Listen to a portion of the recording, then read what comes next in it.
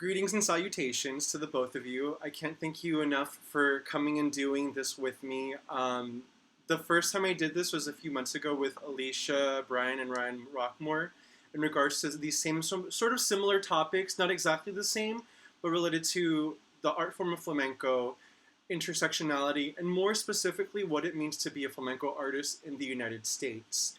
And I want to preface before going forward that when we are speaking about what it is we do, and this is for the people who are watching in the future when this is posted, things like Latinidad or being Latinx, they're not a monolith. So this is, us speaking from our very specific perspectives and not a generalization or an overview of the entire community. We represent ourselves. And so, this isn't the end all be all. This isn't the laying. We're not talking in, overarching and exaggerating terms. So for anybody who's watching this, they understand this is what it's like to be a flamenca or, to be a flamenco artist from your own perspective. So don't feel like you have to speak para la raza or for like la gente. You speak for yourself. And if there are people who resonate with this, fantastic, then you've made a connection. And if there are people who are like, well, you're full of shit, you'll be like, also valid. So, it's that wonderful continuum.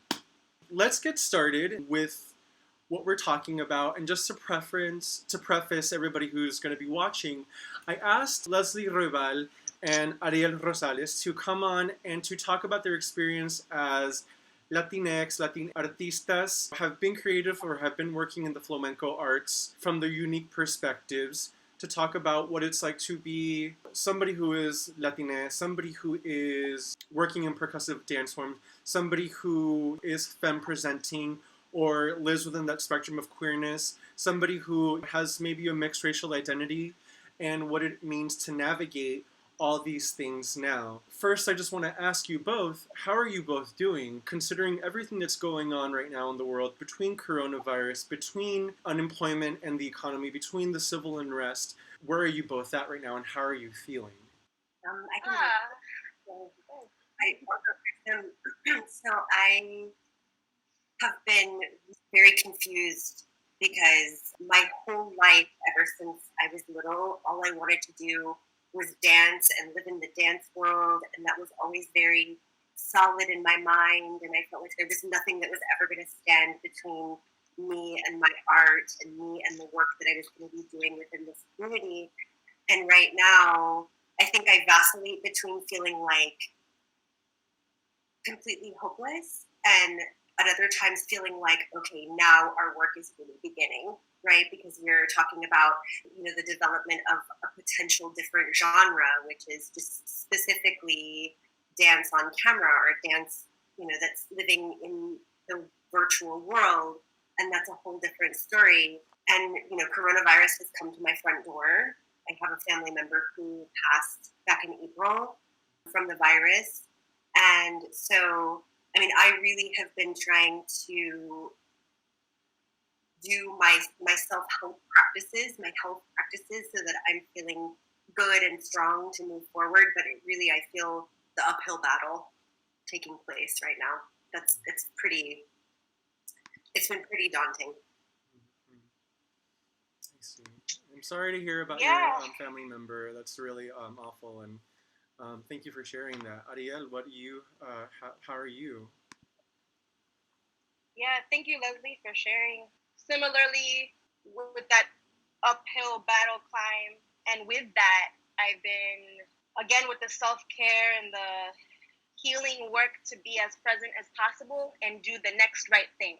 I find myself so tremendously overwhelmed in every capacity, with every role that I play and hat that I wear. It's forcing me, in a good way, perhaps, to make sure that I'm centering myself and staying grounded and checking in, because there's so much activation right now, and such a high sense of urgency, while also feeling helpless, like Leslie said, I feel sometimes.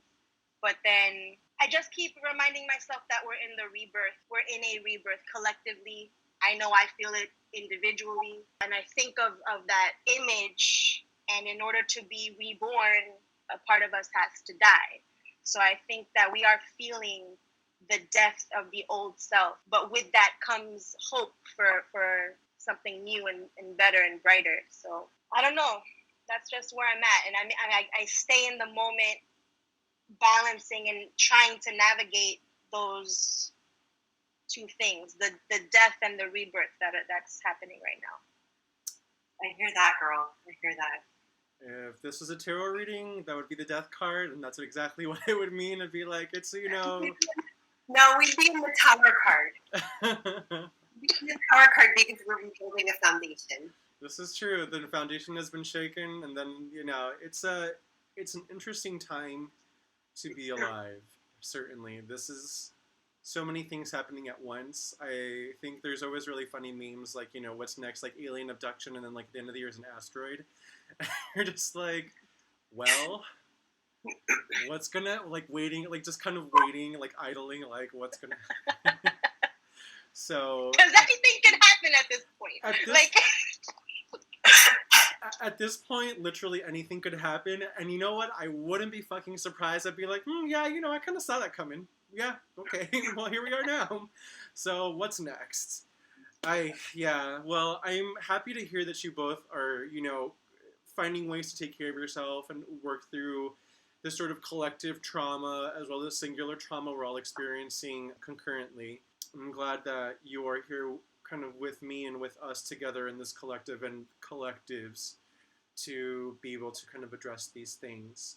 With that said, let's go ahead and, since we started off with how you're doing, let's start off with, who are you? Since that's probably should have been what we first started with, but, you know, self-care first. So why don't we go ahead, Arielle, since you just finished off, why don't you go ahead and start, introduce who you are, you know, to the world at large. Who I am. My name is Arielle Rosales. I am an artist, a performance artist. I am a dancer, a percussive dancer. I'm rooted in flamenco, but I do a lot of different things. As far as background, I'm born and raised in New York City, proud New Yorker, born and raised on the Lower East Side. My father is a Mexican-American. My mother is Puerto Rican Jewish. So I'm a Mexican Puerto Rican Jew from New York. And there's a lot that encompasses, and in the topics of decolonization and undoing racism and all of the things, it's been weighted. It has been weighted, but I feel so called to keep pulling those layers back and just get even more raw with it, because when you peel back the layers, the truth really is there when you can work inward, you know? So I find that in all the doubts and the fears and insecurities and all of the pains that you avoid, when you step into it, as cliche as I've always heard it too, you know, you just face it, and on the other side, there's, you know, whatever. But I've noticed that when I'm facing the stuff that's coming up, there's an answer there that I've been always searching for in a way that I didn't realize. And that's been coming up from this background of who I am and where I stand in the flamenco world too, because that also has a whole intertwined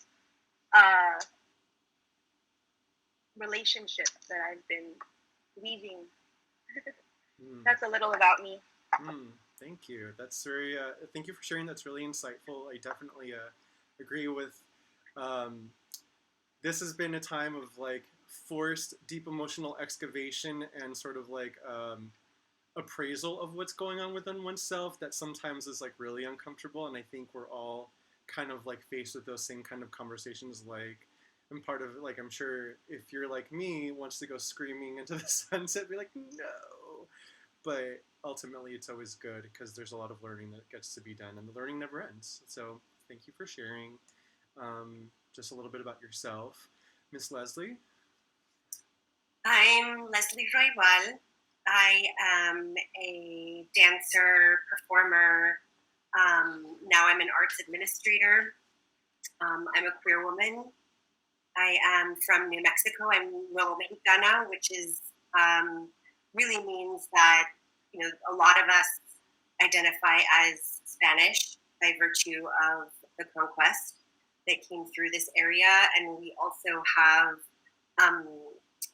part of the identity that I embody as well is Native American, although that's not something that through my family line we ever acknowledged, which is a problem, right? In my family heritage, we were very much encouraged to find the pride, really only to identify with the history of our Spanish forefathers. My grandfather was an artist, and his modality was wood carving, and he carved all of our ancestors, right? The conquistadors with the hats, and that actually live in my parents' bedroom, and that was really what was enforced in our family in terms of, and relating to what Arielle was saying, is that, really having to come to that point where you realize this has been your history that you've been taught, and how you haven't been given the full story, how you weren't told that the whole reason why there are all of these mestizo children or all of these mestizo now adults or generations was that the Spaniards decided that the only way they were going to convert people to Christianity was to rape the women, and so that they could have their children. You're going on your race car. My son is going on his race car. Would you like to say hello? There's Lucas's hair. Lucas G, come say hello. Come be part of the conversation. Hi. Hi. No, come around this way. Come give me a kiss. Come.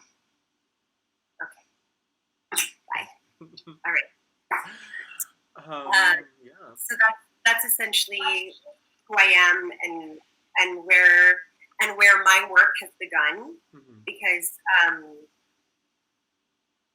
because there's just a lot of centering that I need to do for myself, and in actually really acknowledging that a lot of conversations that I'm having with my family about that right now, and how that actually has worked through my life. Thank you for sharing that. That's also such a, I think, universal experience for people who are Spanish speakers who identify as Latino, Chicanx, Tejanx, any one of those terminologies, which is sort of this colonialist, imperialist, racist mentality of like mejor la raza by inserting this European identity and value, comes from this violent background. Let's segue a little bit. I was going to ask more about your flamenco experience, but I shared with you, and just to give some context to the audience who's watching, very recently the National Institute of Flamenco in Albuquerque had a flamenco festival that they gave.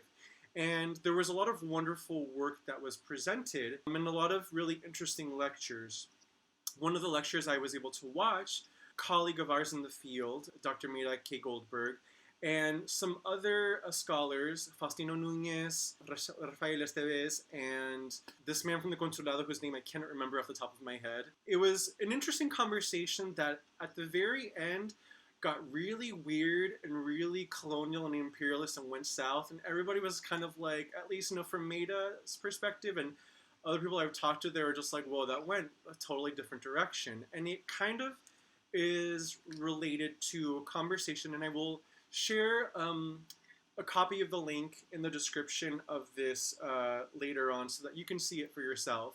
What ended up happening was that there was a conversation about the history of flamenco in the Americas, and talking about erasure, and how this idea that so much of the American identity is with the erasure of Spanish culture from it, and this sort of flippant attitude about why that happens. And it was really interesting because Marisol Encinas, I think, tried to do her best to articulate in a really non-political way, just really factual way, about what was going on and why people are really sensitive to those issues of erasure, colonization, genocide, and why they're trying to remove sort of that really ugly stain of what was a conquista, only to be run over and mansplained to, which I think is absolutely the epitome of imperialist colonialist, white, cis, heteronormative, male, dumb, telling everybody else, mansplaining and being like, well, this is the thing. And it's just kind of like, I'm like, well, yeah, of course you're going to go there. How would you know? You are a Spaniard from Spain. You are a white male Spaniard from Spain. You exist in this privilege, and privilege allows you to say X, Y, and Z things and run over a person or run over an idea. I did some work, and I wanted to go in and look at, what kind of statements had National Institute of Flamenco made, in regards to things like race or, the civil unrest that's going on. And I sat there, scouring through their website and just looking through their social media and seeing if there was any kind of statements. And there weren't. And I think it's interesting that in order to kind of wrap up the conversation, Marisol kind of tried to tie it with a bow and a knot, I think so many artists find themselves doing. Well, they're like, it's about the art. It's about the art. So, really, we're here for creative expression and for the art form to continue, which is interesting because flamenco as it stands is very much a whitewashed art form. And it's a very kind of way of doing things to kind of, to glaze over things, is to be like, well, it's about the art form. Well, flamenco as an art form is political in itself. It's the amalgamation of a bunch of disenfranchised people from the south of Spain who were abused and debased by the Spanish-speaking Castilian population. So I'm like, it's kind of like that sort of reverberation. It's all relative. So yes, the art, so important, but also this is real and this is part of the history. So that's all to say. Going off of going off of how you kind of tied up what you were talking about, Leslie, I'd love to hear your responses, both of you, in regards to that conversation, what you saw. And Leslie, we can just continue from you and kind of, since you ended. I there's so many things to discuss just in that little 6-minute clip that we're talking about. One of the things, going back to what I was saying before, is that one of the things I personally have been raised to feel like I should be grateful for what the Spaniards came and did. I should be grateful for the way that flamenco has been given. I should be grateful that I grew up in an environment in Albuquerque in particular where flamenco has been a huge part of my life since I was little. And again, it just goes back to that patriarchal, colonizing, white idea that, this gift is what, you've been given this gift, and now you have the audacity to tell us that we're, that this is not what it is, or you have the audacity to say that we're white. We're basically just negating any influence that the Spaniards had in America, in Louisiana, in New Mexico, in California, anywhere in the United States. And the truth is that the Spaniards did that in reverse to all of the Latin American people, to all of the people who have given now to their art form, right, in the more modern sense. And so it's just like a double-edged sword on both sides. And really, I just don't even know where to begin. Arielle, what do you think? Oh, man. I think a lot of things. I think that the flamenco community in general, specifically in the States, hold a lot more power than perhaps we realize. And I think in order to make sure it's not an abuse of power, we need to be able to do this work collectively as a community all the way back. And when you look at, now I can have a lot to say about that because I'm a New Yorker, I'm an American. I can say what that experience is like. I have Spanish ancestry, but I'm not a Spaniard, so I can't say flamenco at large, although I will say this. There is, in general, right, we will speak about how flamenco is rooted in the oppression of all sorts of cultures from the south of Spain, including Black and brown people from the north of Africa, from India, from the gypsies, of course, to Sephardic Jews, so all in between. And then you have the folkloric aspects, and flamenco is a melting pot. And then you look at, ida y vuelta, when you have the rumba flamenca influence of Cuba and specifically Afro-Cuban influence. We share that with pride, in fact. but you don't really see it reflected. You don't see it reflected on the boards. You don't see it reflected on the primary stages. And then you see, for example, like the Flamenco Festival for so many years, up until maybe the past couple years, it's primarily bringing the Spanish companies from Spain to honor them on the stage. And then as the New York flamenco dancer from New York City, I've always felt like we are to play the role, but we can't share our stories. I've always felt that. And I've always battled with, do I even call myself a flamenco dancer? What is flamenco at the end of the day? Because if we're acknowledging and honoring that flamenco is a melting pot of cultures and shared stories and shared life experiences, okay, can we continue to do that? But then it's like, okay, at what point does continuing to do that spread it to another realm? When does it not become flamenco anymore? But then for me, I'm more curious in the experience of what flamenco offers us. If we are expressing flamenco as a form of resistance, which it is, a form of resistance, what does that look like in action as an actual dancer to personify that resistance, as opposed to just intellectualizing and theorizing and then getting money from Latino foundations that are designated for Latino companies, and then in a time like today, not quite, like you said, do really anything about it. And then that opens up the question, like, what does a company do about it? What does the community do about it? And that's the biggest weighted question. But what I am disappointed by is that knowing and acknowledging the underbelly gut of what flamenco is, how do we not as a community feel that fire? You know, we talk about duende. Y'all know me, I love concepts of duende. Well, that duende coming from a place of oppression and using it. And of course, we have conversations that it doesn't have to just come from pain. It can come from joy. It can come from all life experiences. But we have to honor the bodies and the spirits that died and that were persecuted in order for this art form to exist. And that was then whitewashed and colonized by Northern Spaniards, who then decided it was worthy of the public to watch and to be consumed. And then present day, now it's really, really consumed. You have it on the TV shows and trickling into Broadway, and that's really cool. But again, it's always like we're reaching and searching for the paycheck and not really looking at the integrity behind the work. And I think that's part of the decolonization that needs to happen is, can we stop just searching for who's going to pay for a flamenco performance and then doing whatever it's going to take to make those people happy, you know? I think you're right there, Arielle. And I think that also, just to add into that conversation, is that, you know, this is my perspective, and this is obviously not the perspective of everybody, but I feel like sometimes the way that that's really going to happen is that we're in schools, right? And we're actually working with students who are from many, many different backgrounds, and that we're planting the seeds, right? We can't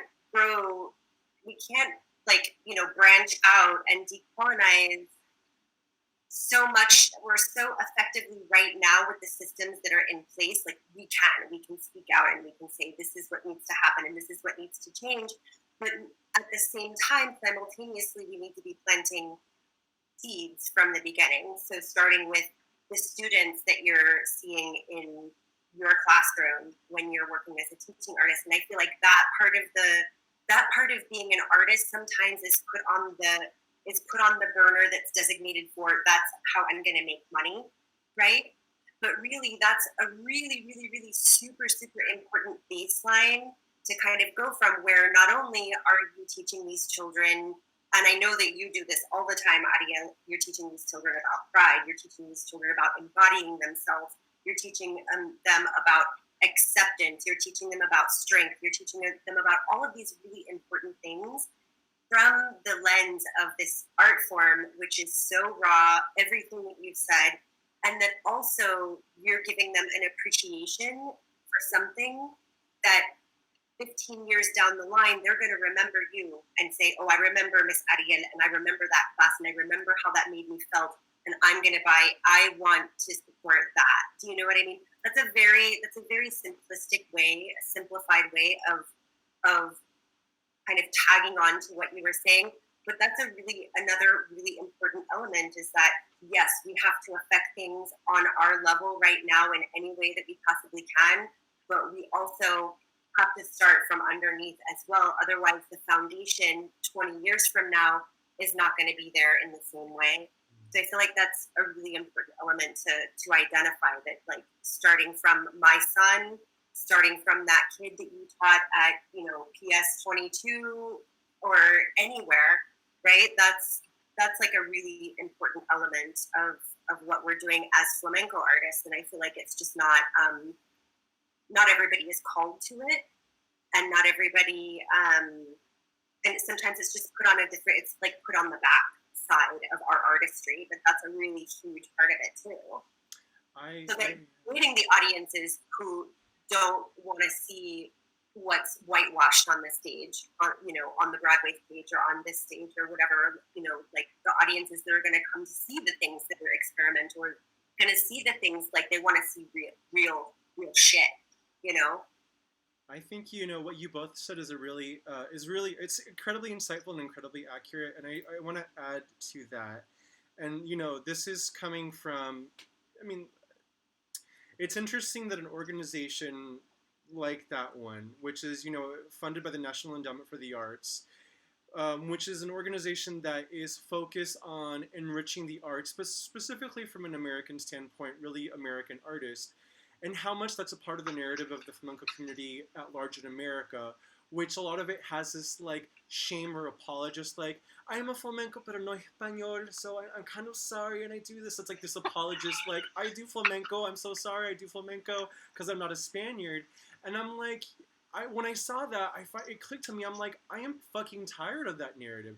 I am tired of the apologist. Like, I'm so sorry, I'm not a Gitano. I'm so sorry, I'm not from Jaén. I'm so sorry, I'm not from Spain, but I do flamenco. I'm like, you're a fucking flamenco artist because you do flamenco and you call it flamenco. And it may not be flamenco from there, but it is how you express yourself.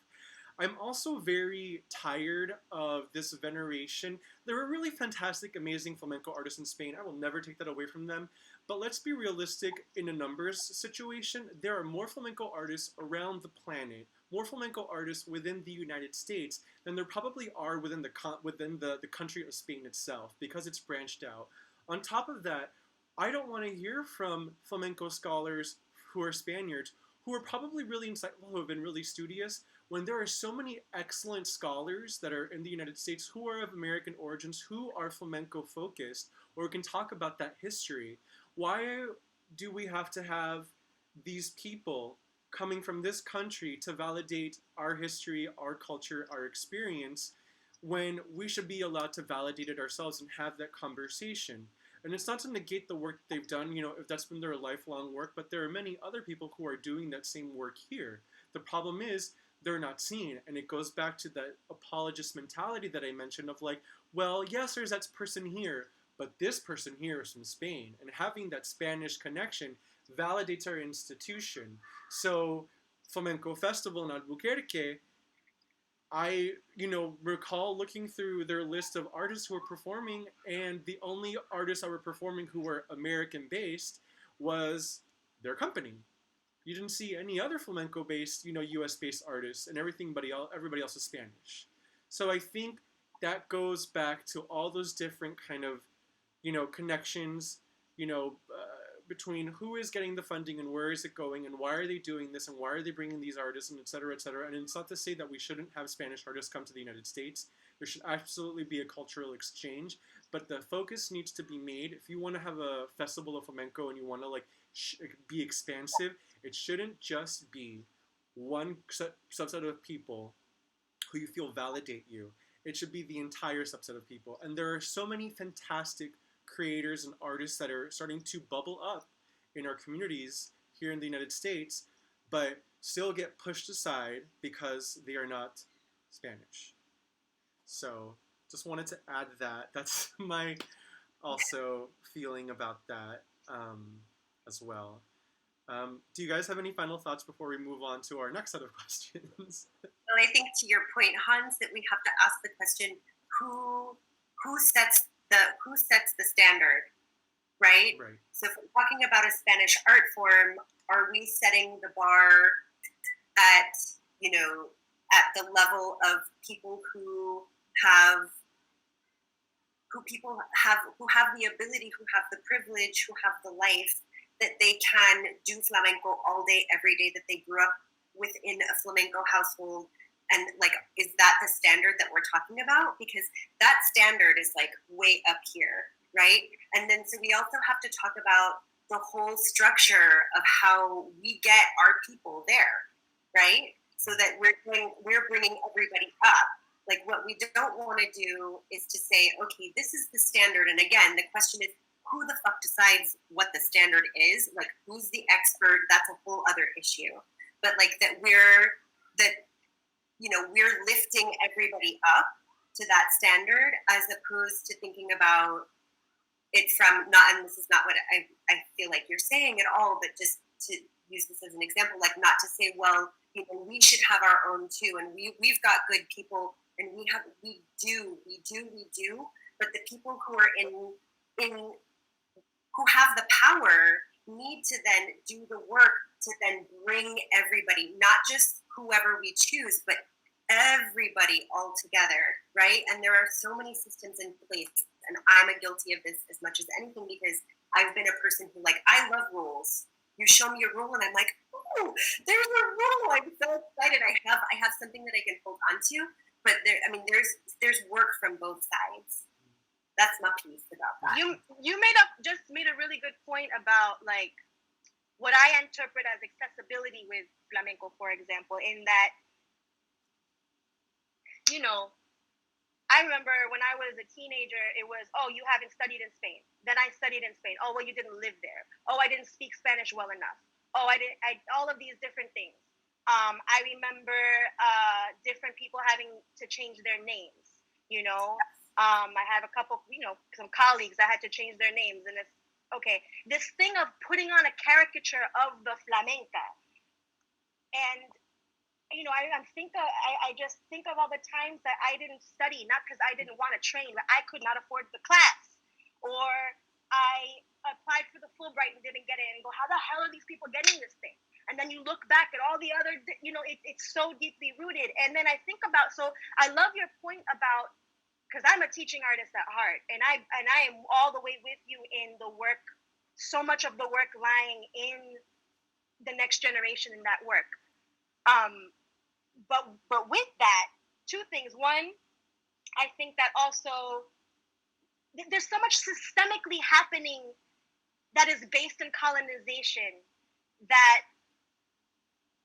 like you said, we have a power and ability to change. So can we then take action towards that change, as opposed to just verbally identifying it and going, what can we do about it? So, for example, can flamenco be more accessible and attainable outside of the expensive 300 plus flamenco shoes, the dress? The costumes are expensive. And to be a professional flamenco dancer, if you're going to even just do the gigs and tablaos, you need to have your costumes together. That's thousands of dollars just to look the part. And then thousands of dollars just to study, thousands of dollars then to train, all to come back and be told, as Hans, you mentioned, you're not gypsy, you're not Spanish, you're not this. So then what are we doing? What are we doing as artists within flamenco? How do we do it? What then is it? And so, yeah, there's a lot there within the accessibility and attainability of being able to access this art form outside of, let's say, a residency comes to your class or your school. Cool. But as someone that is like, I love this thing and I want to do it, it's not very accessible unless you have the money. And or you tokenize yourself for a scholarship. Or unless you are somebody who has money then to do it from the perspective of, like, you have a school and you have scholarships, or you have, like, there's so many levels. It's not a linear work that we have to do. It's very much a spiralic, three-dimensional work that we have to think of. So like, not only do we have to think about the fact that it may not be accessible for somebody, like, so one classroom gets you, right? One classroom, when in reality, all of the classrooms should have the arts, or flamenco, or bomba y plena, or, ballet folklorico, or whatever that means, and then also, then the organizations have to say, okay, how are we going to bring people up? And then below that, even, like, the artists. So we're talking about, artists having to put on this piece, and that's very true. I feel like it's a little less so now. It really depends. But I feel like, again, asking ourselves the question, like, who is setting this standard? Why does it have to be that way? How can we all band together? But there's a lot of collective trauma and history from our own, not like our own experiences. Like, for me, I had teachers that would hit you. I had teachers who would yell at you. Didn't have to be a good teacher to teach flamenco, right? If you were a student, you went and you were grateful for what you got. It's like, that's totally the mentality. And sometimes I catch myself in that too. I'm like, this is just the way it is. But no, that's not just the way it is. Leslie, you have to kind of open up a little bit. But it's spiral work. It's not linear. We have to look at it from every single direction, because we'll realize that there are limitations that we've all put on ourselves too. Like, I wanted to have short hair and dance in the tablao, and I wanted to have a full body of tattoos, and I never did, because I was like, I can't dance flamenco if that's what I look like. Do you know what I mean? So some of it is it's just so many different levels. It's not super simple. There's no simple answer. I'm talking a lot. Sorry. This is all really great, because as I'm going through my questions, I'm like, oh man, they answered that. I'm like, okay. Which, there is no structure here. We can talk how we want about what we want. I would like to hear a little bit more from both of you, because we can go on forever and ever about this topic, because it's such a huge and heavy boulder to lift. It's a Sisyphean thing, and I have to say I'm really thankful for getting to have conversations like this, the fact that that's, a possibility. And as we move forward, these conversations should be more regular for everybody. And knowing that there are people who are doing the work to push it forward, to change the narrative, to change how we approach things. So, I'm excited for, what's to come as we move towards the future, unless the asteroid hits at the end of the year, then never mind. But yeah, with that said, let's go ahead and talk a little bit about your artistic practices, because I'm a little bit curious about what it is you both do. And artistic practice is a very loose term. So don't think like, if you're like, well, I'm not really queer, I'm like, that doesn't, I mean, like, what do you do? What do you do that's related to your, like, artistic form, more specifically? So either one of you can start. I don't know. Arielle, you want to go ahead first? Sure. So, what do I do? Ha ha ha ha. Okay. Okay, bear with me, because I'm like reshifting this as we speak. A part of that rebirth, as we were talking about. So basically, in a nutshell, everything that I touch, for me, we talked about duende. I'm in a trio called Souls of Duende, where I am a flamenco dancer in collaboration with Brenda Guja, who does katak, and Amanda Castro, who does tap. We are an all-female percussive dance trio.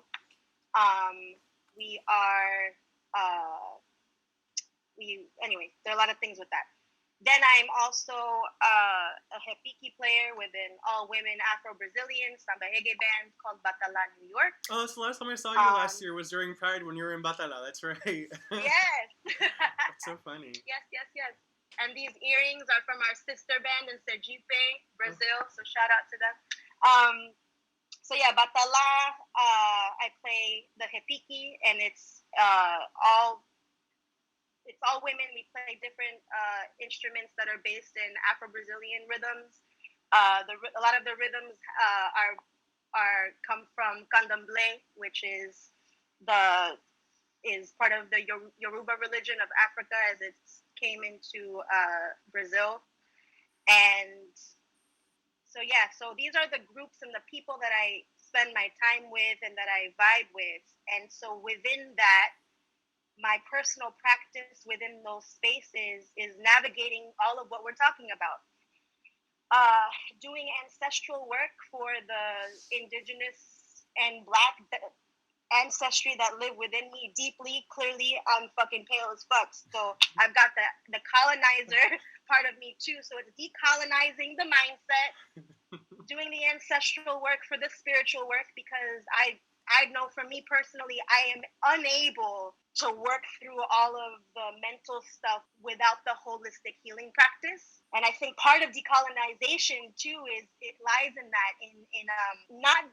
I feel like we in Western society so overvalue mental intellect over spiritual and physical and other forms of intellect. And as a dancer, by the nature of the art form, we are able to tap into our physical and emotional intellect and build on that intelligence. And it can be so frustrating when you can't quite find the words, but your body and your spirit already knows, and but oh, excuse me, I gotta find the words. So part of my process here is, and this goes also veers into capitalism, which is I process over product.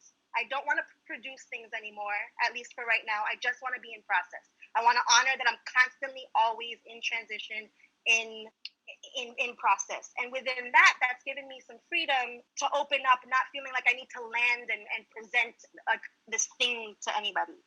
And then also concepts of duende being what our inner creative spirit. I approach it from a feminine, I don't know how to say this, I guess from a feminine standpoint, in that looking at creation as birth and the full experience that I have as a dancer to both receive and give, which I think is a very feminine phenomena, if you can call it that. I don't know, I'm trying to find the language behind it, but this idea that as an artist, I don't need to produce anything, I need to be centered, I need to be grounded and aligned. So that's where the spiritual work comes in. Therefore, all I need to do is listen, observe, and marinate and respond. And that in and of itself, because of the way that I do it, you watch how I mean, I'm dancing as I speak. It's just what I do. So taking a step back and going, maybe I don't have to do anything more. I could just be myself, express myself how I am, ask all the difficult questions, and maybe not even have an answer. When I do that authentically, the way that I do that is rooted in flamenco, interestingly enough. So even as I veer away from the wording of feeling like I can't call myself a flamenco dancer, when I live in authenticity, I'm doing zapateo, I have floreo, everything I'm doing is flamenco. So to circle back, my practice is in authenticity and being present. And I've dedicated my life to that, unfortunately, because we are in a world that pushes you to do anything but. So here I am fighting to just be. and in a beautiful, fucked up way, that's the work. And so here we are. Yes. Ole tu. Asa. That's such a, yeah, that is a salchicha right there. It's everything shaken together. Thank you, Arielle. Thank you so much for sharing that. That was really great to hear. Miss Leslie, I'm going to keep calling you Miss Leslie because I don't know what else, because I'm like trained, I'm like a monkey. I'm like, Miss Leslie, oh, yeah. So. That's fine, Senor Franz. So, my practice this year has been very, very different from, like everybody's practice, I feel like has to have evolved at this point. But, I used to really try to find time to go to the studio every week and do, my planta tacones and work on my bailes and really try to keep that element going. And since we've been in quarantine, it's been very painful for me to try to continue to study. And I felt like I really needed to take a break because I literally had not danced consistently, for years. I would say for 12 years that I was dancing flamenco professionally in New York, and then even before that, when I was dancing with the contemporary dance company, or I had always, like, every day I would dance, and I just haven't been able. I haven't had the heart to do it since March. Really, I haven't been able to, so I haven't really taken class. I've been missing out on all this amazing stuff going on, but it just is very painful, and I haven't really understood completely why at this point, because it's always been like my life every day. Flamenco music, I'm watching this person on YouTube. I'm gonna watch this movie, or I'm gonna go do some footwork in my backyard, or like go to the studio, and I'm gonna get together with some friends and we're gonna jam, or I'm gonna do a tablao. And I haven't been able to. I keep saying that, but whatever. And so what I have been doing is like a lot of jazzercise. Not jazzercise, but like, just like regular exercise. Like, I can go out and hike in, the mountains behind my house. And I can, I've been doing a lot of meditation, a lot of yoga, a lot of things that just really have taken me out of my normal state and put me into this other, much calmer, as Arielle was saying too, like a little more centered, really trying to feel where my center is right now and where I need to be. So I'm on a break. I'm on a flamenco break for a little bit. I don't know how long that's gonna last, but I just can't put my shoes on. I hear you. I mean, it's hard. I think you perfectly articulated it really well. Is sort of like, taking away this sort of productivity, this capitalist mentality about like what it is to do, like what is success as a person, which is like constantly being productive. Like, you have to be in the studio every day, you have to make something new. If you're not making something new, on top of the fact that we live in a world that's like oversaturated via social media, where people are constantly like, I have to post this and I have to post that and I have to repost it, and it's just kind of like, this has been a really wonderfully insightful time to step back and be like, I don't have to produce every day, and not everything I make has to be a fucking masterpiece. I don't have to sit there and have like, Bill T. Jones level super intellectual choreographic presentation of work that's going to be at the BAM, blah, blah, blah. No, I'm like, sometimes it's okay to just like do really bad shit, and work through that process, or not do anything at all. Sometimes, and I'm right there with you, like I'm doing, my 20-minute HIIT workout classes and 600 calorie burners, and I want to die when I do them. I'm like, this sucks, fuck exercise. But it's also like, it's even hard now as, restrictions are being lifted, even though like, there's a shitstorm happening in our country right now, which, that's its own conversation. But, getting back into that sort of productive mode and like shifting away from that and being like, I just need to honor the meaning that there is in the making, and like what I learned by just doing this process, as opposed to like, and here is my next masterpiece, and I'm just kind of like, that's not doing anybody any kind of good. And even if that can't be the narrative for everybody. So I think it's really lovely to hear you both, articulate that, especially like in a time now when everybody's just like, okay, do you want to do the Zoom performance? Do you want to do the Zoom thing? We're going to have the Zoom thing. And I'm just like, I'm at that point where I'm fucking Zoom fatigued out, like, and I can't watch another performance on Zoom, and watch it cut out because of Wi-Fi and be like, did it, I don't know what happened. And I, just all the things that, go with that. I think, and changing the narrative of like every day you have to be productive. No, sometimes it's okay to sit on your fucking ass, watch Netflix for 15 hours, eat donuts, masturbate, and go to bed. And that can be enough. You drink beer and wine.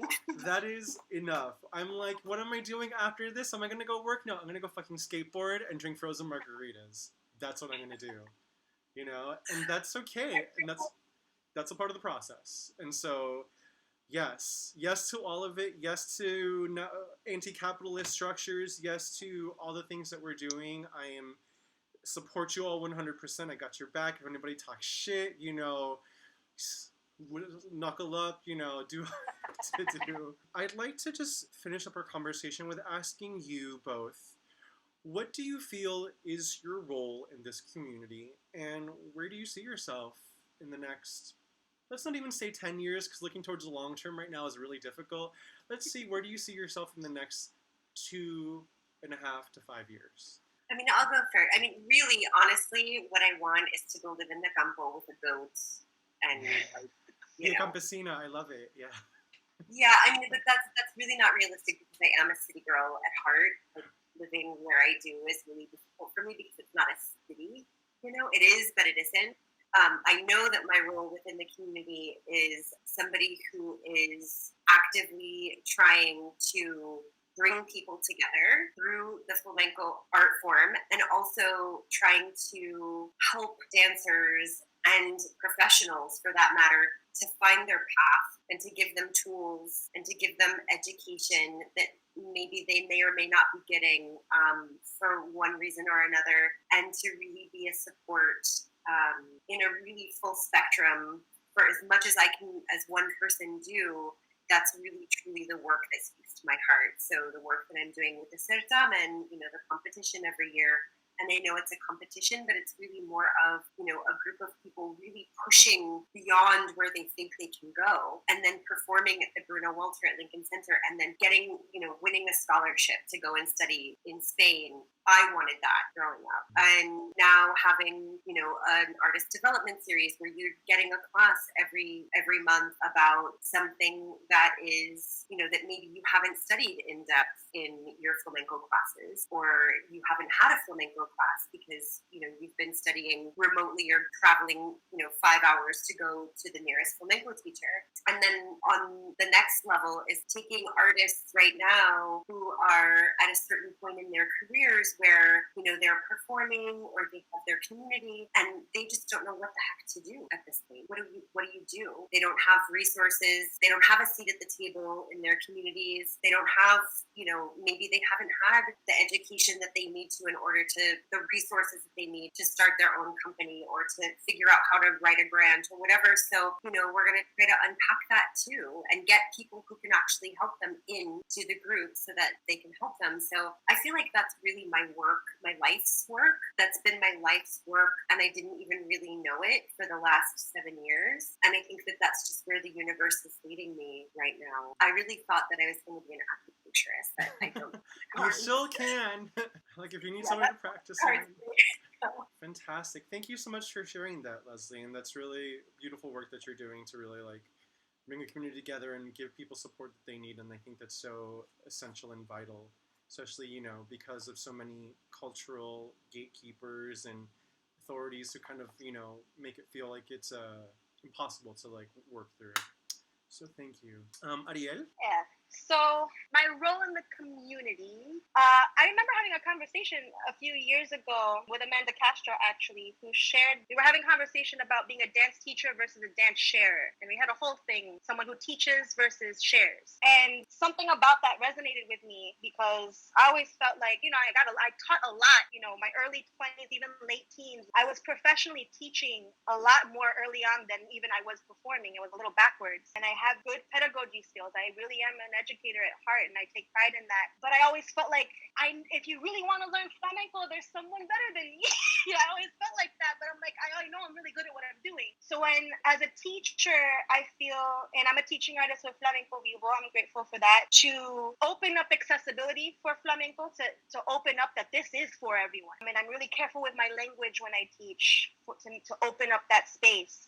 And to also utilize flamenco in context. So as a performer, I do a lot of collaboration work, a lot of collaborative work, where I'm the flamenco dancer amongst other different styles or other mediums. I think because I have such an eclectic background, dance style in and of itself, flamenco, salsa, hip hop, ballet, different African diasporan dances, all different Latin styles, and even my home studio, Lotus Music and Dance, which still exists as an organization. Like, everything about my upbringing and my life as a New Yorker has been intercultural, multicultural. And so when I collaborate as, the quote unquote flamenco dancer in the group, or if I do consultant work, like I've been working, or I was working on Mrs. Doubtfire on Broadway as the flamenco consultant, because who knew that they have a flamenco scene in there? What? Exactly. But I have a musical theater background. So if anyone's going to do that gig, I trust that I'm going to have an eyesight in both worlds to do just in honor and with integrity to match it, even though there's always rules that are breaking on either side when you have that type of thing happening, especially with flamenco and musical theater, because they're just so different. They're just so different. You have one for a tablao that's improv, and funny enough, yet they're kind of the same, because technically it is musical theater, so it's weird. No, very much so, right? Very much so. But in the big production aspect of strict choreography and spacing and lighting and all of that. Yeah, for sure. But anyway, so the role of, I feel that I am able to make flamenco accessible and adaptable while still maintaining integrity, so it's not just like this complete sellout thing. And I don't know, I find a space there, but ultimately, I think, again, the finding myself naturally is going to have a voice within the context of flamenco, because it's so deeply rooted in everything that I do and what I am. Oh, wepa. All right. I'm like, wow. Whoopee. I mean, the both of you have offered up so much beautiful and insightful and informative, juicy papayas of information, that now we have about yourselves, about your experience as flamencas, about what your experience as, Latina women working within this context. And it's just really exciting to hear it and to see it and to see its evolution and know that it's going to continue to evolve, and know that, for me and my part, my hope is to continue having conversations like this with other artists who are working in this field and doing this kind of work and really growing it, from what it is. And so I can't thank you enough for you agreeing to come on and speak with me and, dialogue and really offer up something insightful and something different, than I think, which is the usual kind of conversations related to this art form, which always tend to be on the historical context or the arte, but never in the contemporary of how is it affecting the people now? If you're making something that exists as a malleable living art form, how is it changing and living with the people who it lives with in their cultures, in their communities, in their life experiences, in their traumas and in their healings, and in their, self-parenting and in, their group therapy, all the things, because it's all relative. So, ole a tú, las dos, gracias. Thank you, Han. Gracias. I don't think there's anything else less to ask, and I think, this could be, an entire series of conversations related to these things, but, I want to cap it at an hour-long conversation, so. I thought, I was like, oh, I'm gonna be on with Hans. I'm gonna be there at least until 3:34. Oh no. Gonna go on forever. Oh no, because then there's all this editing I have to do, and then that's its own thing. So I'm just kind of okay. Pero, with that said, thank you both for joining me. Thank you everybody who is tuning in to watch this in the future, because it's not in the present because it's recorded, but who will be watching this. I encourage you all to comment, to reshare, to like, to dislike, have an opinion. Flamenco is political, art is political, people are political, and that's okay. And you don't have to agree about everything, but you do have to be respectful. So, with that said, I'm going to finish this conversation of the Babysitters Club, and I will talk to you both soon. Ole. Bye guys. Thank you so much.